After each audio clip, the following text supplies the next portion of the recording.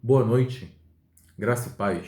Espero que todos e todas estejam bem nesse período de pandemia, nesse período de crise, aonde que o cuidado consigo próprio reflete o amor de Deus, o cuidado, né, com seu próximo, que é onde o cuidado pessoal é o cuidado com o outro. E eu gosto de pensar nesse cuidado com o corpo, né, como um cuidado de ação de amor com o nosso próximo, né? Aonde que o nosso corpo reflete e glorifica o nome daquele que nos salvou. Tem um texto lá em 1 Coríntios 6:20 que diz que somos um povo, essa categoria povo me chama muita atenção, somos um povo comprado com alto preço, preço de sangue, a fim que os nossos corpos glorifiquem aquele que se entregou na cruz, aquele que nos salvou, né? Paulo, né, é bem enfático isso, de dizer que o nosso corpo é uma forma, a forma que a gente comporta, a forma que a gente age, é uma forma da gente glorificar também ao Pai, né? A Cristo, ao seu sacrifício vivo. E essa categoria povo me chama muita atenção, pelo fato assim, de povo de ter esse pensar de unidade, esse pensar de uma luta conjunta, onde todos pensam pelo bem-estar de todos e todas. Isso me chama muita atenção. Nós somos seres animais integralmente sociais e é fácil a gente pensar na coletividade, porém, a gente tem essa coletividade reduzida a um grupo, não a sua totalidade, ao estranho, aquele que está distante. É fácil a gente pensar nessa categoria povo de unidade quando se pensa num grupo específico, mas não num todo.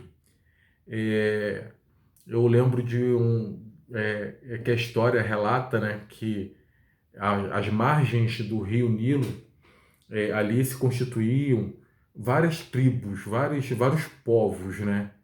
E eles tinham um problema em comum, né, que eles não poderiam resolver isoladamente.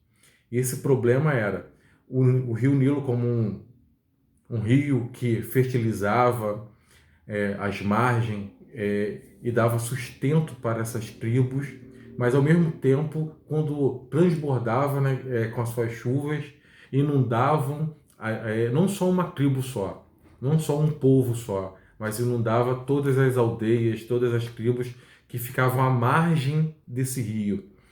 E não bastava uma tribo ou uma aldeia só pensar numa solução para conter a força desse rio. Dessa força desse rio quando chovia, transbordava e destruía tudo, ou quando tinha tempos de seca que não proporcionava fertilidade, adubo suficiente, água para esses povos.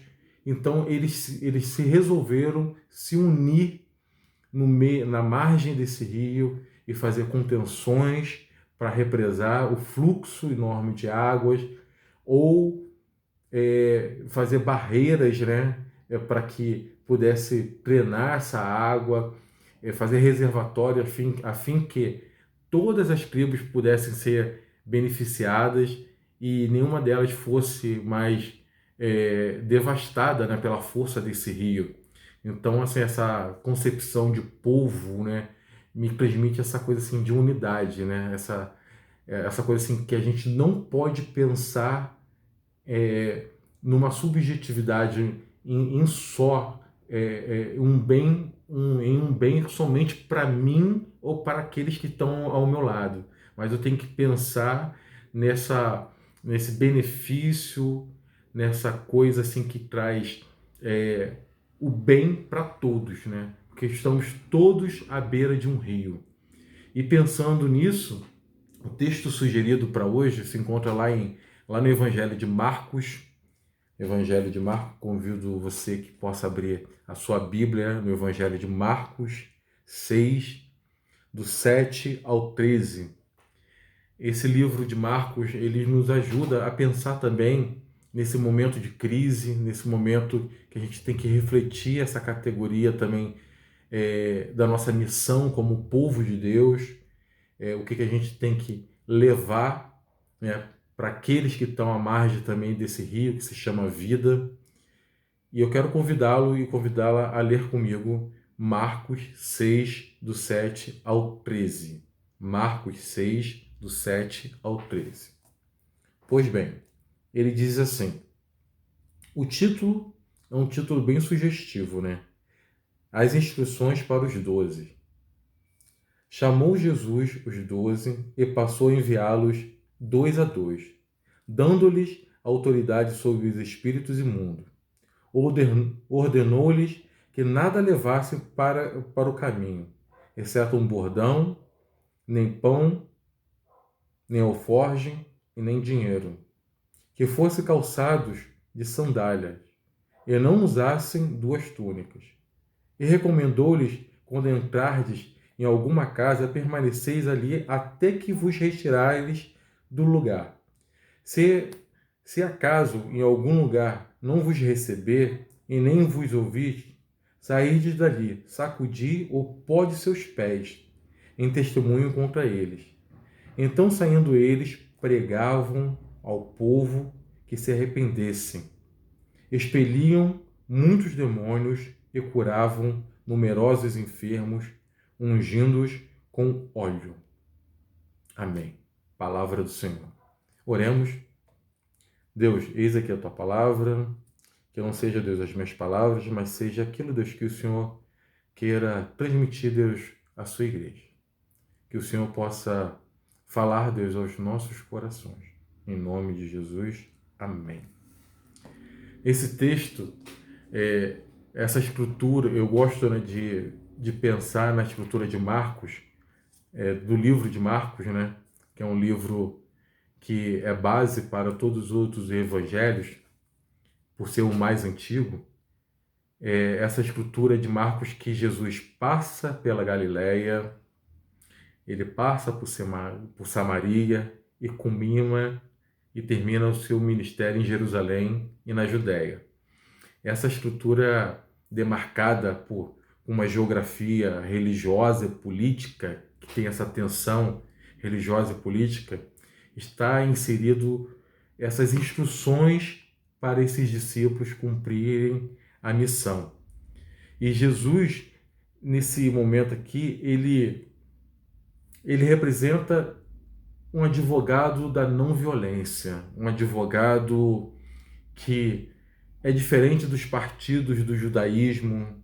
Ele fala, ele ensina sobre a vida, ele pondera no livro de Marcos a importância da vida comunitária, ele multiplica o pão e o peixe, né, para alimentar a multidão, ele se preocupa com a multidão, ele cura uma mulher enferma, ele cura a filha de Jairo, ele tem todo um olhar pastoral para essa comunidade, ele tem todo um olhar, a narrativa nos inspira essa vida comunitária.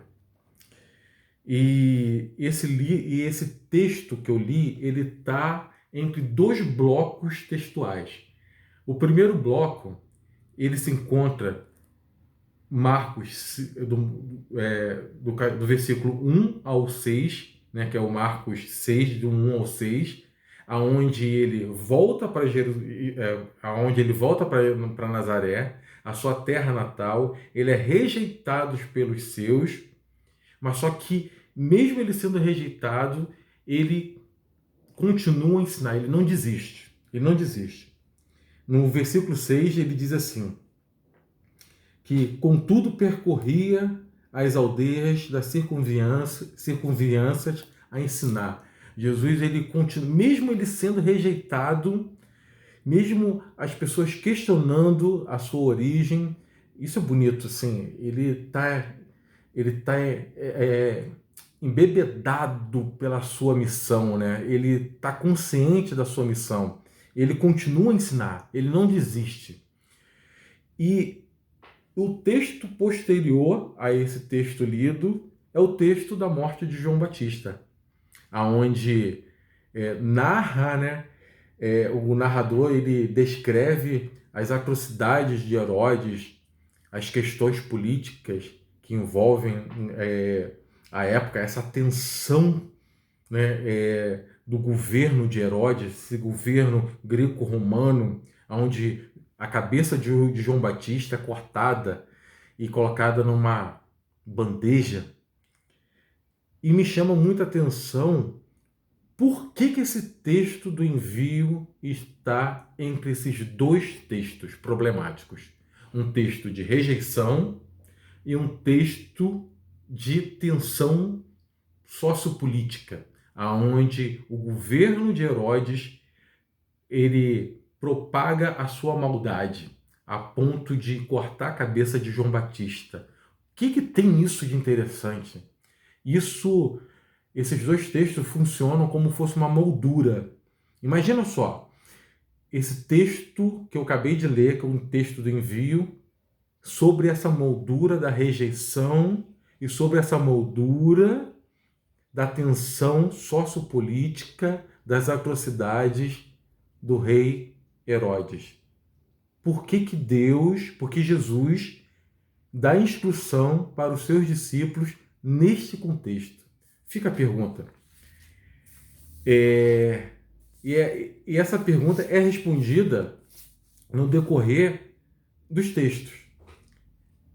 No versículo 8, é engraçado assim, que nesse circuito evangelístico que Jesus faz com seus discípulos, nessa preparação, ele dá instruções bem firmes aos seus discípulos. Uma instrução assim, do bem viver missionário, o bem viver daquilo que o Senhor quer, daquilo que o Senhor deseja, o que é bom para a vida.